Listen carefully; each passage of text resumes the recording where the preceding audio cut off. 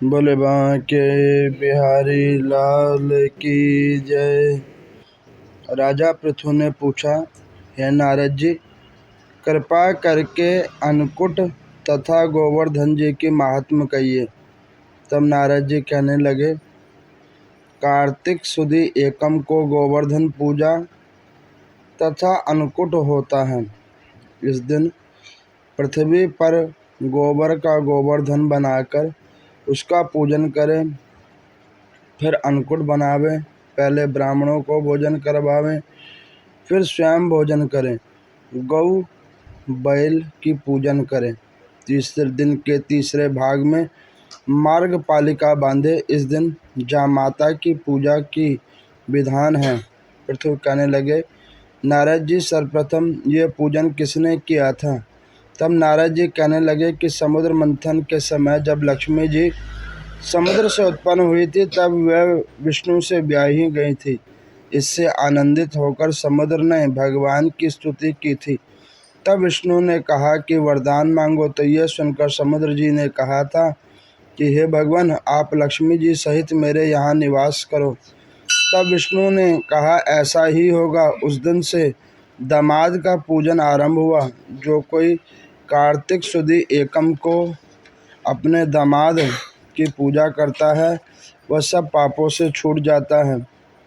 ये कथा सुनकर ऋषि कहने लगे कि हे सूर्य, भगवान के श्री चरणों से उत्पन्न हुई गंगा जी का महिमा कहिए। तब सूर्य ने कहा कि हे ऋषियों, जो कुछ नारद जी ने राजा पृथु से कहा है, वही मैं आपसे कहता हूँ। इंद्रादिक सब देवताओं को उत्पन्न करने वाले कश्यप जी की दो पत्नी थी। एक अदिति, जिसके पुत्र देवता कहलाए, दूसरी दिति, जिसके पुत्र दैत्य कहलाए। देवता तथा दैत्यों का नित्य ही कला रहता था। उस समय विरोचन का पुत्र अर्थात प्रहलाद का पुत्र राजा बलि दैत्यों के राजा थे। उनकी सेना अत्यंत विशाल थी। उसने समस्त पृथ्वी को जीतकर स्वर्ग का राज्य प्राप्त करने के लिए देवताओं पर चढ़ाई कर दी थी। इंद्र की पुरी और चारों ओर से घेर लिया था। देवता भी युद्ध करने के लिए बाहर आए।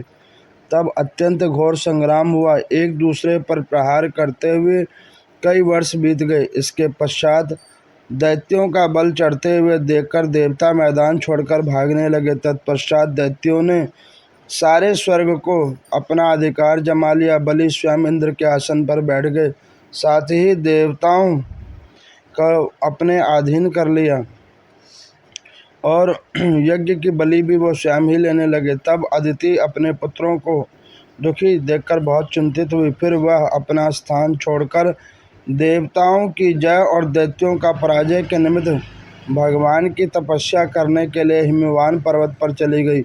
वहाँ कुछ समय फलाहार खाकर, कुछ काल सूखे पत्ते, कुछ काल तक पवन का ही आहार करती रही। फिर पैर के अग्रभाग से खड़ी होकर भगवान की तपस्या करने लगी। इस प्रकार 1000 वर्ष तक उग्र तपस्या की मायावी राक्षस अदिति की घोर तपस्या से चिंतित राक्षसी माया से देवताओं का रूप धारण कर अदिति के पास जाकर कहने लगे कि हे देव माता, तुम हमारे लिए इतना घोर तप क्यों कर रही हो? आत्मघात करना सब शास्त्रों में पाप बतलाया है।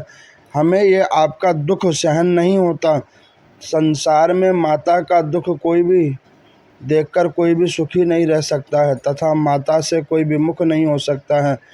शास्त्रों का वचन है कि जिस घर में कल्याणकारी माता नहीं है तथा प्रिय बोलने वाली पतिव्रता स्त्री नहीं है, उसका जीवन निरर्थक है। अतः आप तप छोड़कर अपने पुत्रों को सुखी कीजिए। परंतु ये सुनकर भी अदिति समाधि में चलायमान न हुई। तब अदिति को मार डालने का निश्चय किया। अतएव उन्होंने अदिति को जीवित जला देने के लिए वन में आग लगा दिया। परंतु इस अग्नि में दैत्य स्वयं जल गए। अदिति को किसी प्रकार की हानि नहीं पहुंची और न उन्हें इसका कुछ पता चला, क्योंकि भगवान ने अपने चक्र सुदर्शन से माता अदिति की रक्षा की थी।